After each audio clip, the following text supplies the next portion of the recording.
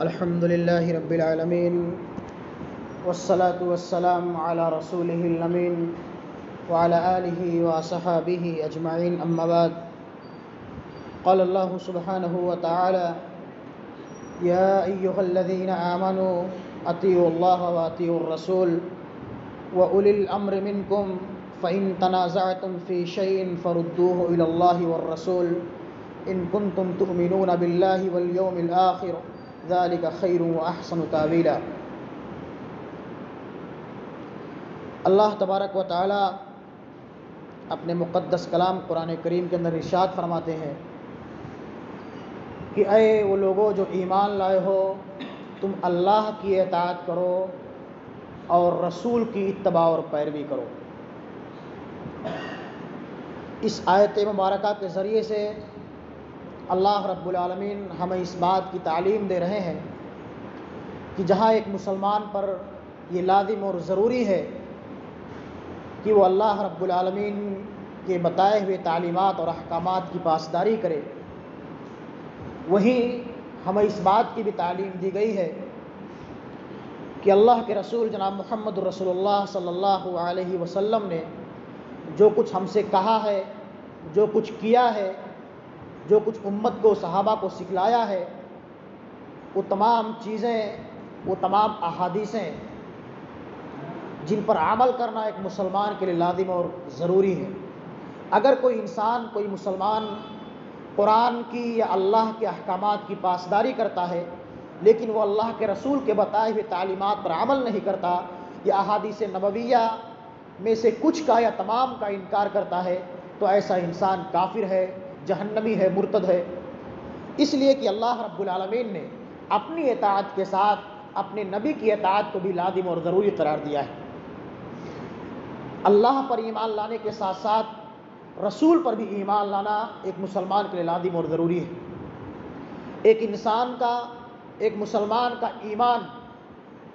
اس وقت تک مکمل نہیں ہو سکتا جب تک وہ اللہ پر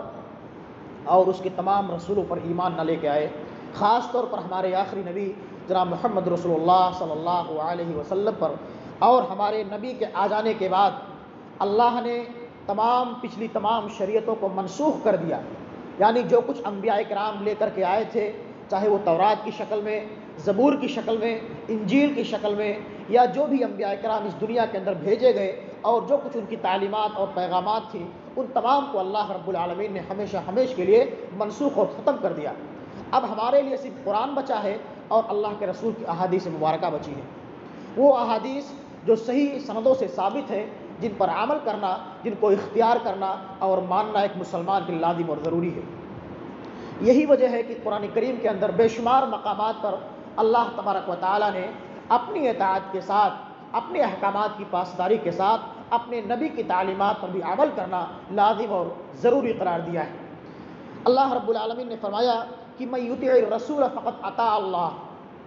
یا ایھا الذین آمنوا اطیعوا اللہ واطیعوا الرسول، اے لوگو، اے ایمان والو، اللہ کی اطاعت کرو اور رسول کی اطاعت کرو۔ اور اللہ نے فرمایا کہ من یطع الرسول فقد اطاع اللہ، جس نے رسول کی اتباع اور پیروی کی، رسول کی اطاعت کی، اس نے گویا اللہ کی اطاعت کی۔ اور اللہ نے فرمایا قل ان کنتم تحبون اللہ فاتبعونی یحببکم اللہ، اے نبی آپ کہہ دیجئے کہ اگر تم اللہ سے محبت کرو گے، اگر تم چاہتے ہو کہ اللہ تم سے محبت کرے تو تم میری اتباع اور پیروی کرو، اللہ تم سے محبت کرے گا۔ یعنی نبی کی اتباع اور پیروی یہ اللہ سے محبت کے لیے لازم اور ضروری ہے۔ اسی طرح سے اللہ رب العالمین نے فرمایا کہ نبی تم کو جو کچھ بھی دیں، جن کاموں کے کرنے کا حکم دیں اس کو مانو، اور جن کاموں کے کرنے سے روک دیں اس سے رک جاؤ۔ وما آتاکم الرسول فخذوہ وما نہاکم عنہ فانتہوا، جو کچھ تمہیں کرنے کا حکم دیں یا تمہارے سامنے کر کے بتلائیں، سکھلائیں، ان کو اختیار کرو، اور جن چیزوں کے کرنے سے روک دیں اس سے رک جاؤ۔ اللہ کے رسول نے جو کچھ امت کو، صحابہ کو سکھلایا ہے، چاہے وہ نماز کی شکل میں ہو، روزوں کی شکل میں ہو، حج اور زکوٰۃ کی شکل میں ہو، یا جن بھی عبادات اور معاملات کی وہ تمام چیزیں جو کچھ اللہ کے رسول نے امت کے سامنے، صحابہ کے سامنے کیا ہے، بتلایا ہے، ان تمام پر تعلیمات پر عمل کرنا ایک مسلمان کے لازم اور ضروری ہے۔ اللہ کے رسول نے عصر کی نماز 4 رکعت پڑھائی ہے، جمعہ کی نماز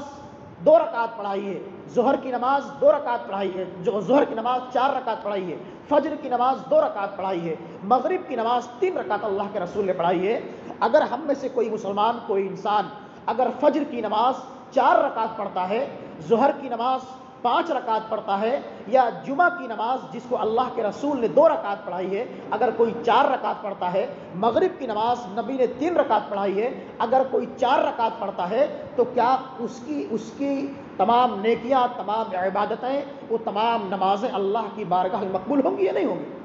نہیں ہوں گی۔ کیوں؟ اس لیے کہ نبی نے ہم کو 3 ہی رکعت پڑھائی ہیں، 4 رکعت پڑھائی ہیں، 2 رکعت پڑھائی ہیں۔ اگر اللہ کے رسول نے فرمایا کہ صلو کما رأیتمونی اصلی، اے میرے صحابہ تم نماز اسی طرح پڑھو جس طرح تم مجھے پڑھتے ہوئے دیکھتے ہو، میں جس طرح نماز پڑھتا ہوں، جس طرح قیام کرتا ہوں، قعود کرتا ہوں، رکوع کرتا ہوں، تم بھی اسی طرح کرو، جس طرح تم مجھ کو دیکھتے ہو تم اسی طرح نماز پڑھو۔ آج ہمارے مسلمان بھائی یا ہمارے مسلمان بھائیوں میں سے کچھ لوگ نبی کی مخالفت جان بوجھ کر کے کرتے ہیں یا انجانے میں کرتے ہیں۔ وہ نیت کوئی سینے پر باندھتا ہے، کوئی ناف کے نیچے باندھتا ہے، کوئی جو ہے رکوع کرنے کے بعد رفع الیدین کرتا ہے، کوئی نہیں کرتا ہے۔ اسی طرح سے روزے کے معاملے میں دیکھ لیجئے، کوئی جو ہے افطار لیٹ سے کرتا ہے، کوئی جلدی کرتا ہے، کوئی سحری تاخیر سے کھاتا ہے، کوئی سحری پہلے کھاتا ہے، جبکہ اللہ کے رسول کی یہ تعلیمات ہیں، یہ پیغامات ہیں۔ اللہ کے رسول نے حج کے متعلق فرمایا تھا کہ خذوا عنی مناسککم، اے میرے صحابہ تم مجھ سے حج کے طریقے سیکھ لو، جس طرح میں کر کے تم کو بتلا رہا ہوں، سکھلا رہا ہوں، تم اسی طرح حج کرو اور تم اسی طرح کرتے رہنا، تمہارے لیے اسی میں کامیابی اور کامرانی۔ لیکن آج کے اس پرفتن دور میں ہم مسلمانوں کا ایک بڑا طبقہ یا ہم مسلمانوں کی ایک جماعت کتاب اللہ اور سنت رسول کی مخالفت کرتے ہوئے اپنی منمانی کرتی ہے، اپنے ائمہ کی اتباع اور پیروی کرتے ہوئے کتاب اللہ اور سنت رسول کی مخالفت کرتی ہے، جبکہ اللہ اور اس کے رسول کا فرمان اس بات پر دال ہے، اور نبی جو ہے اپنی طرف سے کچھ نہیں کہتے، اپنی طرف سے کچھ بیان نہیں کرتے، جو کچھ اللہ کی طرف سے حکم ہوتا ہے وما ينطق عن الهوى ان هو الا وحی یوحی۔ کوئی مسئلہ اگر نبی کے سامنے آتا ہے، اگر نبی اس کو نہیں جانتے تھے تو اس پر خاموش رہتے تھے جہاں تک کہ اللہ کی طرف سے وحی نہیں آ جاتی تھی، الہام نہیں ہوتا تھا، تب اللہ کے رسول اس مسئلے کا حل بتلاتے تھے۔ یہ تمام چیزیں آج ظہر کی نماز میں میں نے دیکھا کہ ایک صاحب جو ہے بائیں ہاتھ پر تسبیحات گن رہے تھے۔ میرے ذہن میں یہ بات آئی کہ جب اللہ کے رسول نے داہنے ہاتھ پر تسبیحات گنی ہیں تو ہمیں، چاہے ہم جان بوجھ کر کے انجانے میں اگر یہ کام کر رہے ہیں تو ہمیں اپنی اصلاح کرنی چاہیے۔ اگر ہم قیام و قعود صحیح طریقے سے نہیں کرتے ہیں تو ہمیں کتاب اللہ اور سنت رسول کے ذریعے سے جانکاری حاصل کرنی چاہیے، یہ علماء سے رابطہ کرنا چاہیے، اس لیے کہ اگر ہم نماز پڑھتے ہیں، اگر کتاب اللہ اور سنت رسول کے برخلاف پڑھتے ہیں تو ہماری یہ نمازیں، ہمارے یہ روزے، ہماری یہ زکاتیں، یہ صدقات و خیرات اللہ کی بارگاہ میں مقبول نہیں ہو سکتی۔ کیوں؟ اس لیے کہ اللہ کی اطاعت کے ساتھ ساتھ رسول کی اطاعت ہم پر لازم اور ضروری قرار دی گئی ہے۔ اللہ رب العالمین سے دعا ہے کہ مولا کریم تو ہمیں اپنے تمام معاملات اور عبادات میں اللہ اور اس کے رسول کی اتباع اور پیروی کرنے کی توفیق عطا فرما، اطاعت رسول کی اہمیت کو سمجھنے اور اس کے احکامات اور پاسداری، اس کے احکامات اور تعلیمات پر عمل کرنے کی توفیق عطا فرما۔ آمین۔ تقبل یا رب العالمین، وآخر دعوانا ان الحمد للہ۔